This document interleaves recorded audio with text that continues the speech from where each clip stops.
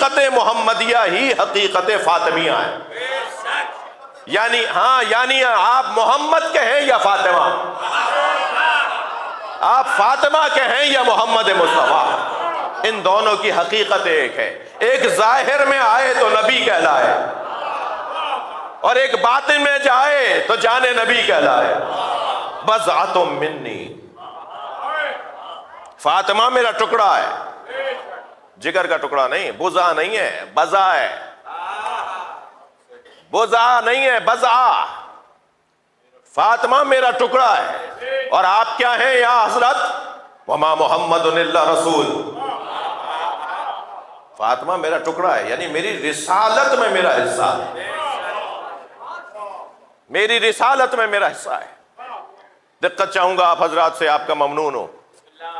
میری رسالت میں میرا حصہ ہے. یہ رسالت میں شریک رسالت ہے، تبھی تو ان کے آنے پہ نبی کھڑے ہو جاتے ہیں. بی بی آئیں گی، نبی کھڑے ہو جائیں گے. جیسے ایک بزرگ عالم دین نے کیا حسین انداز سے تشریح کی ہے، کیا حسین انداز سے تشریح کی ہے کہ جب بی آتی تھیں تو نبی مکرم، علامہ نقن صاحب، نبی مکرم کھڑے ہو جاتے تھے؟ نہیں، کھڑے ہو کے ادھر پڑھتے تھے جہاں سے سیدہ آ رہی ہوتی تھی. قاما الیہا، قاما لہا نہیں ہے. لہا کا مطلب تو یہ کہ کھڑے ہو گئے، بی کے لیے کھڑے ہو گئے. قاما الیہا، کھڑے ہو کر اس طرف بڑھنا کہ جس طرف سے سیدہ آ رہی ہے. وقبل یدیہا، اور آگے بڑھ کے ہاتھوں کا بوسہ دینا، ہاتھوں کا بوسہ دینا، اور پھر ہاتھ پکڑ کر لانا. واجلہ صاحب فی مجلس سے، اور وہاں بٹھانا جہاں خود بیٹھے تھے. اب نبی بیٹھے یا فاطمہ بیٹھے، رسالت بیٹھی ہے. علامہ نقن صاحب فرماتے ہیں کہ حدیث یہاں خاموش ہے، حدیث یہاں خاموش ہے کہ بی کو اپنی جگہ بٹھاتے تھے. اس کے بعد حدیث خاموش ہے، خود کھڑے رہتے تھے یا بیٹھتے تھے. ایک صلوات پڑھ لیں ذرا محمد والے.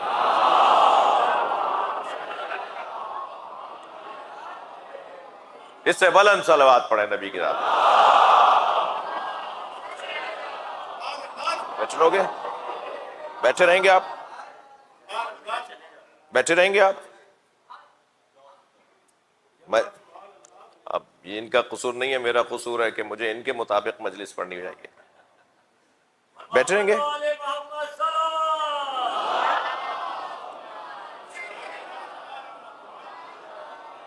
اللہ اللہ اللہ اللہ اللہ ہمیں خود پسندی سے بچائے.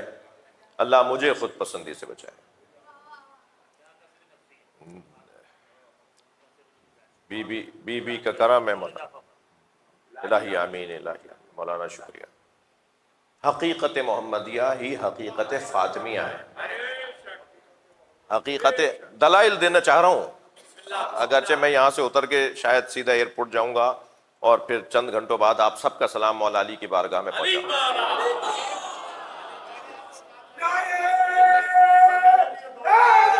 آپ ساتھ چلیں گے؟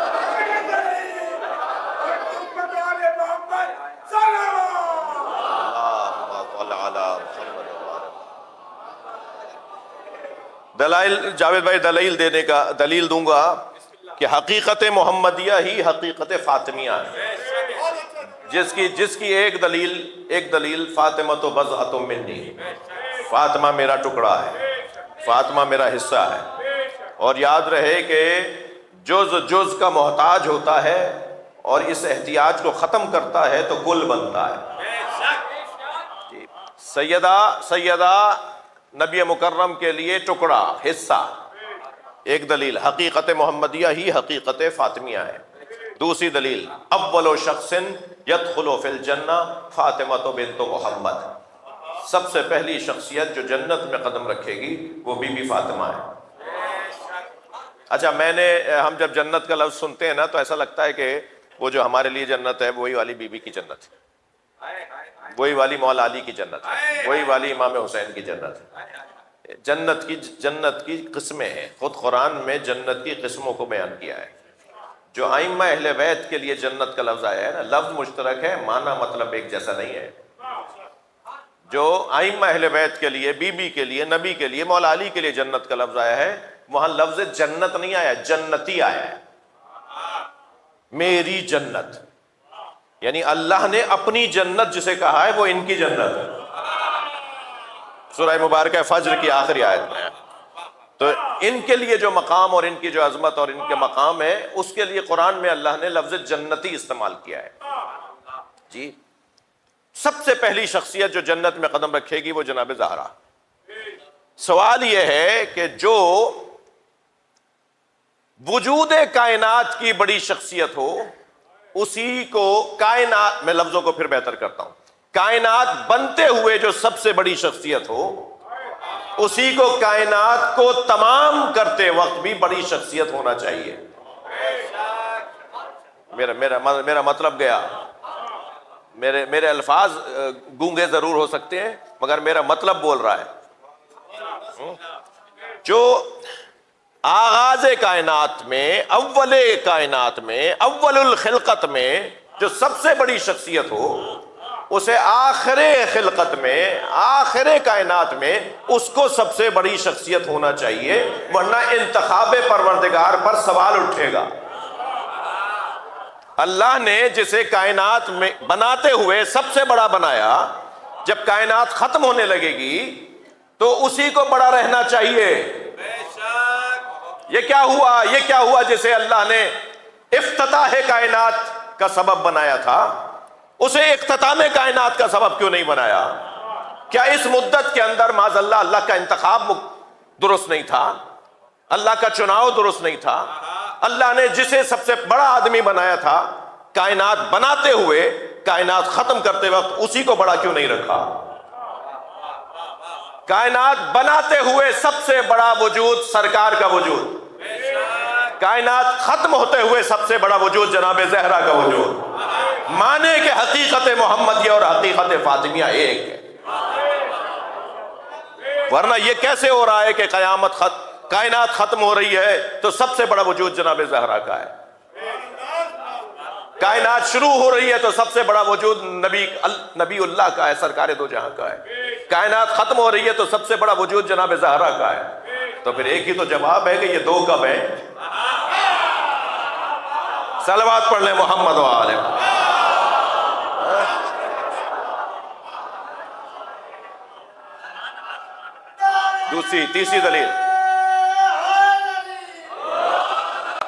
تیسری دلیل سرکار فرماتے ہیں تبعث فاطمہ امامی علی العذبہ، محشر میں فاطمہ میرے آگے چلیں گی۔ سیدہ کی سواری تو عذبہ نامی سواری ہوگی، عذبہ، عین ضاد بے الف حمزہ، عذبہ، اور اس سواری پر سیدہ کو لا کے بٹھایا جائے گا اور ان کی سواری میری سواری کے آگے کھڑی کی جائے گی، میری سواری سے آگے چلے گی۔ حقیقت دونوں کی ایک ہے، کبھی یہ آگے ہو جائے کبھی وہ آگے ہو جائے۔ بھائی ہمیں نظر آ رہے ہیں پدر اور دختر، ہمیں نظر آ رہے ہیں بابا اور بیٹی، کوئی اس ذات سے پوچھے نا جنہوں نے ان کو بنایا ہے۔ ان کے نزدیک دونوں کا وجود مساوی ہے، ایک کی ذمہ داری یہ دی، ایک کی ذمہ داری وہ۔ اور زیادہ میں اپنے محترم سننے والوں سے توجہ چاہوں گا۔ عزیزان گرامی، مکے میں بغیر حضرت ابو طالب کے نبی مکرم اپنی تبلیغ، اپنی موعظہ، اپنی نصیحت، اپنے امور نبوت کو انجام نہیں دے پا رہے، نہیں دیں گے۔ حضرت ابو طالب کی ضرورت ہے۔ جیسے ہی حضرت ابو طالب دنیا سے جائیں گے اللہ کہے گا مکہ چھوڑ دو، جیسے ہی حضرت ابو طالب جائیں گے اللہ کہے گا مکہ چھوڑ دو۔ جب تک حضرت ابو طالب زندہ رہے نبی مکرم مکے میں رہے، اور جب مدینے میں پہنچیں گے تو اب فاطمہ زہرا کی ضرورت۔ ایک مددگار کو ابو طالب کہا جاتا ہے، دوسرے مددگار کو فاطمہ زہرا کہا جاتا ہے۔ ایک سسر ہے اور ایک بہو ہے۔ اگر آپ کی سماعتیں میرے ساتھ ہیں تو جملہ کہوں کہ یہ ابو طالب اور فاطمہ سسر اور بہو ہیں یا ہو بہو ہیں؟ دونوں کا ایک کردار نظر آ رہا ہے۔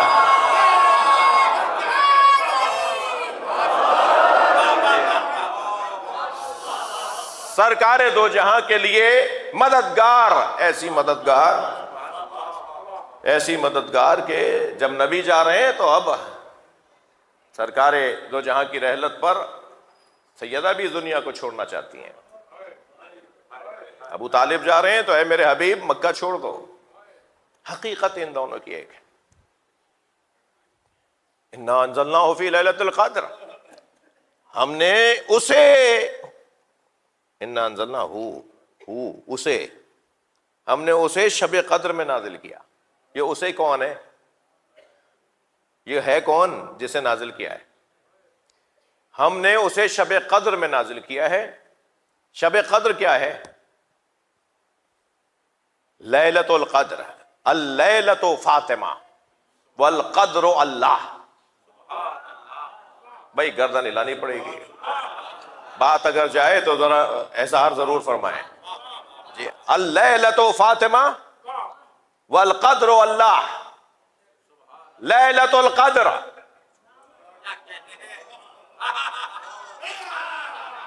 لیلۃ القدر، جسے آپ لیلۃ القدر کہیں اسے ہم فاطمہ کہیں، جسے ہم فاطمہ کہیں اسے معصوم حجاب اللہ کہیں۔ رات کا کیا کام ہوتا ہے؟ صلوات پڑھیں ذرا محمد و آل محمد۔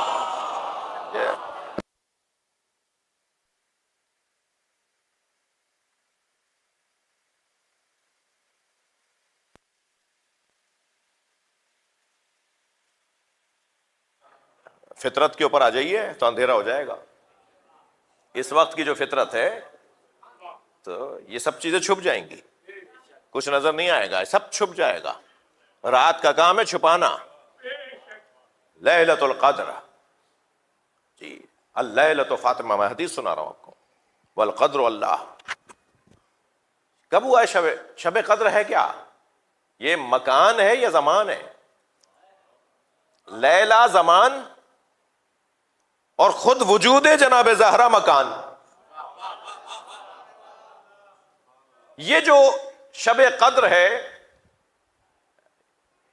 شب قدر زمان، شب قدر میں قرآن نازل ہوا زمان، اور وہ جہاں نازل ہوا ہے وہ مکان۔ ہم نے قرآن کو شب قدر میں نازل کیا، یہی ترجمہ کرتے ہیں نا، تھوڑا برداشت فرمائیے مجھے، ہم یہی ترجمہ کرتے ہیں نا کہ ہم نے قرآن کو شب قدر میں نازل کیا، قرآن کو شب قدر میں نازل کیا۔ القرآن مع علی وعلی مع القرآن۔ لہذا مولا کائنات کے لیے جو مکان ہے اسے فاطمہ کہا جاتا ہے، اور قرآن کے لیے جو مکان اور زمان ہے اسے شب قدر کہا جاتا ہے۔ انا انزلناہ فی لیلۃ القدر، ہم نے اسے شب قدر میں نازل کیا۔ وما ادراک ما لیلۃ القدر، تمہیں کیا پتا فاطمہ کیا ہے؟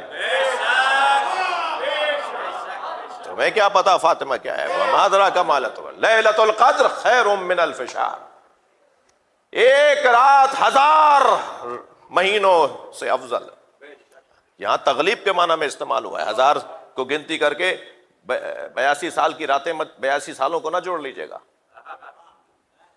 کہ 1000 جو الف شہر جو ہے، 1000 مہینے جو ہیں، 1000 مہینے جو ہیں وہ 82 سال بنتے ہیں۔ یہاں مراد یہ نہیں ہے۔ ہاں یہ بھی مراد لینا برا نہیں ہے، یعنی اس میں کوئی توہین نہیں ہے، اس میں کوئی کمی کاستی نہیں ہے، اس لیے کہ بنی عباس اور بنی امیہ کی حکومت 82 سال ہی رہی۔ گویا ایک پیغام یہ بھی ہے کہ ایک فاطمہ کافی ہے اتنی بڑی حکومتوں کے لیے۔ شاید ایک صلوات پڑھیں محمد و آل محمد۔ آگے تشریف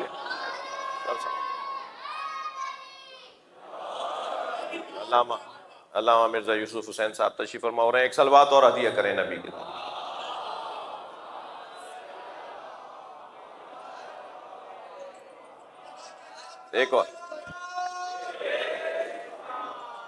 ایک اور بلند صلوات نبی۔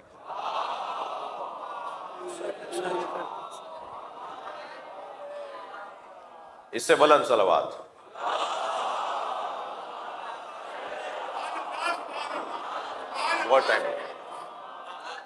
بہت ٹائم ہو گیا، آپ لوگ چاہ رہے ہیں تھوڑی سی بات بڑھے۔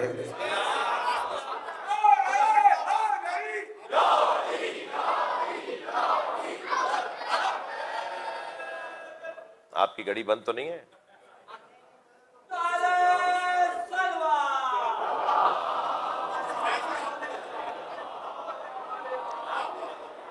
انا انزلناہ فی لیلۃ القدر، ہم نے اسے یعنی قرآن کو، ہم نے اسے یعنی علی کو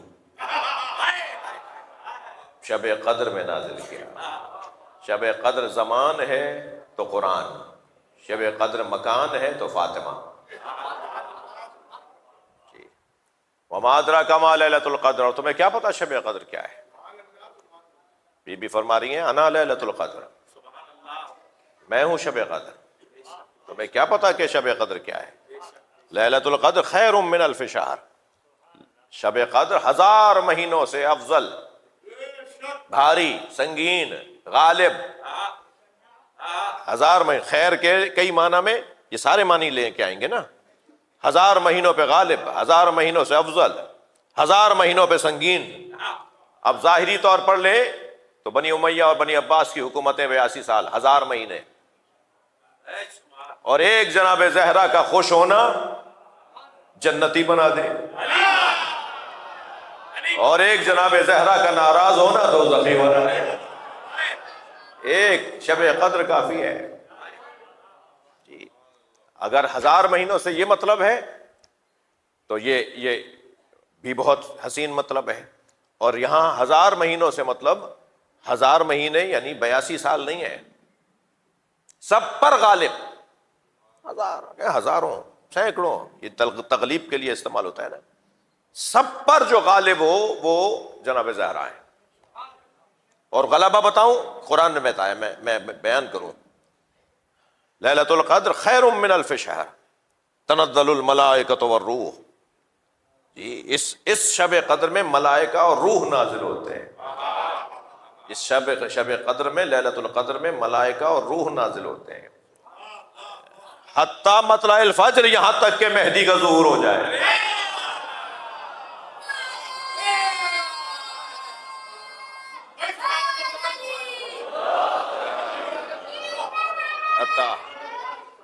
حتیٰ مطلع الفجر، یہاں تک کہ فجر طلوع کر جائے۔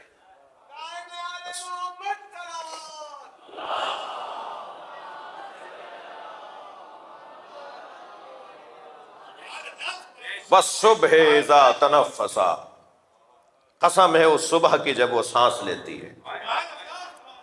صبح بھی کوئی سانس لیتی ہے؟ وہ صبح جو سانس لیتی ہے وہ وہی صبح ہے جس کی وجہ سے ہم سانس لیتے ہیں، اور اس صبح کو امام زمانہ کہا جاتا ہے۔ لہذا جب سیدہ زہرا پہ دروازہ گرا تو جناب زہرا نے جو آواز لگائی، مدد کو پکارا، وہ عزادارو عجیب جملہ ہے، یا مہدی ادرکنی، اے مہدی میری مدد کرو۔ جناب امام زمانہ سے مدد مانگ رہی ہیں۔ جب سیدہ زہرا کی قبر کو نبش کرنے کے لیے، نبش قبر کھودنا چاہ رہے تھے کچھ لوگ، میرے مولا کو خبر ہوئی کہ کچھ لوگ نبش قبر کے لیے، قبر کھودنے کے لیے نکلے ہیں، تو مولا نے تلوار کھینچ لی اور ایک مٹی کے ٹیلے پہ بیٹھ گئے اور فرمایا کہ میں نے محسن کو شہید ہوتا برداشت کیا،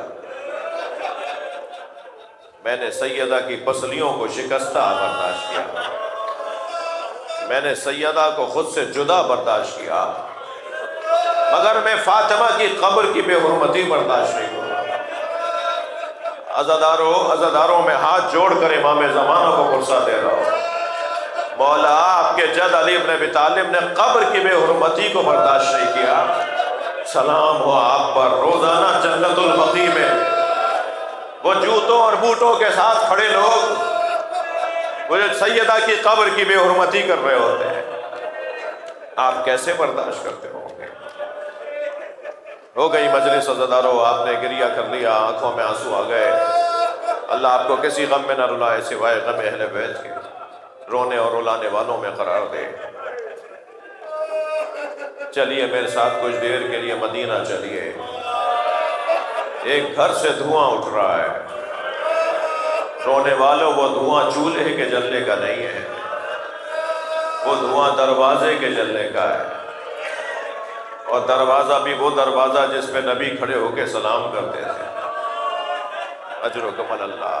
جب دروازہ آدھا جل گیا تو ایک شخص نے اپنے غلام قنفذ سے کہا اسے لات مار کے گرا دیا، اور اس نے جلتے دروازے پہ جب لات ماری ہے تو وہ دروازہ بڑھا ہے سیدہ کی طرف۔ اس دروازے میں لوہے کی کیل تھی جس نے سیدہ کی پسلیوں کو شکستہ کر دیا۔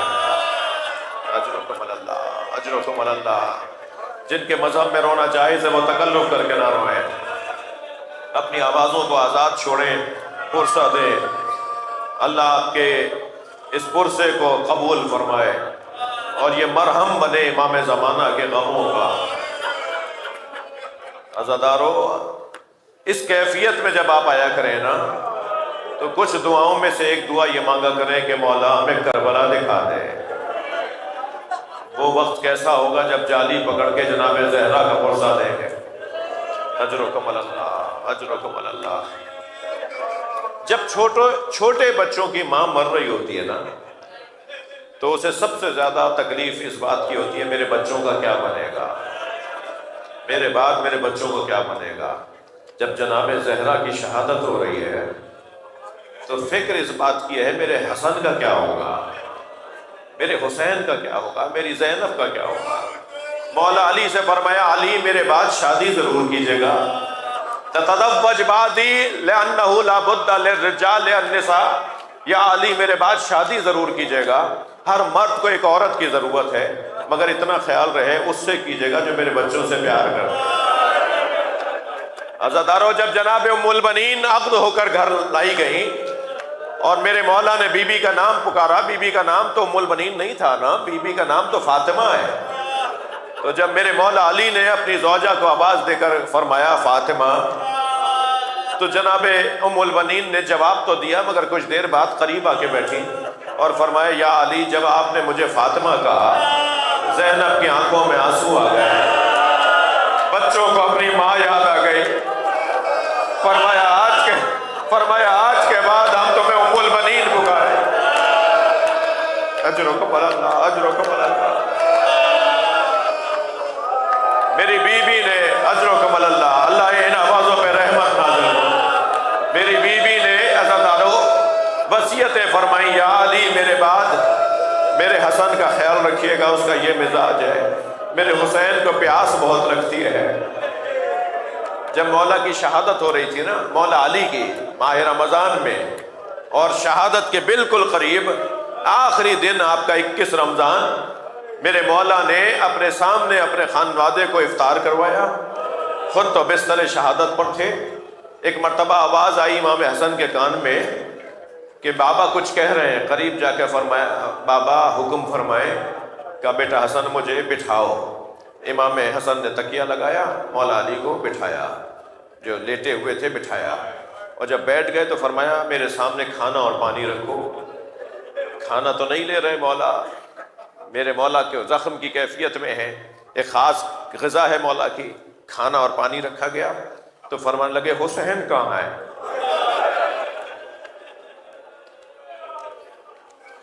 برابر سے آواز آئی بابا میں آپ کے برابر میں بیٹھا ہوں۔ میرے مولا نے اپنے ہاتھ سے لقمہ بنایا، اپنے ہاتھ سے لقمہ مولا حسین کے دہن پہ دیا، پانی کا کوزہ اٹھایا، اپنے ہاتھ سے پانی پلایا، اور پھر حسین مولا کو دیکھ کے فرمایا تمہاری ماں سے وعدہ کیا تھا میں حسین کے کھانے اور پانی کا خیال رکھنا، میری زینب کا خیال رکھیے گا، جب زینب کی شادی ہو تو یہ میری چند چیزیں ہیں زینب کو دے دیجیے گا، اور کہیے گا تمہاری ماں تمہارے لیے چھوڑ کر گئی۔ جب سب سے وصیتیں علیحدہ علیحدہ کر لی جناب زہرا نے، تو پھر فرمایا اب آخر میں زینب کو میرے حجرے میں بھیج دیں۔ جناب زینب تشریف لائیں، 4 سے 5 سال کا سن ہے جناب زینب کا۔ بی بی کو آواز دے کر کہا زینب میری لال وہ سامنے صندوقچہ رکھا ہے اٹھا کے لاؤ۔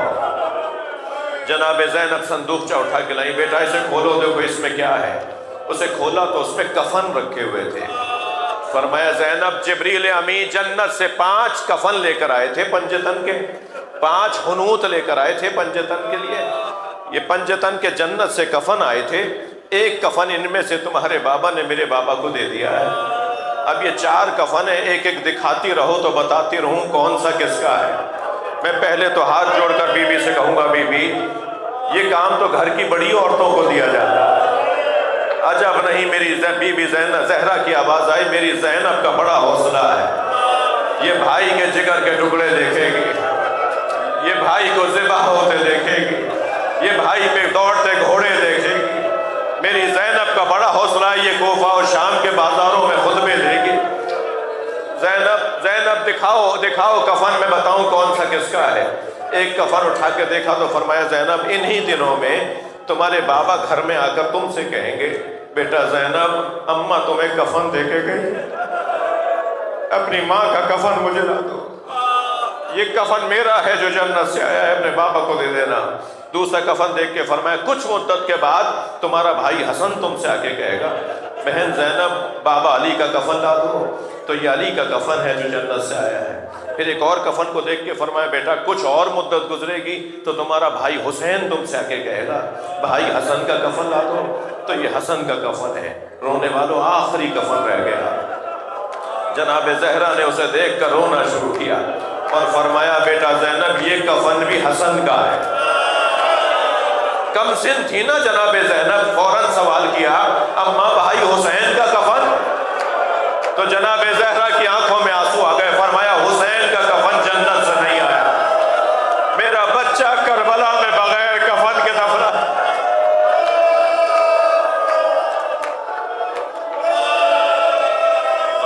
لعنت اللہ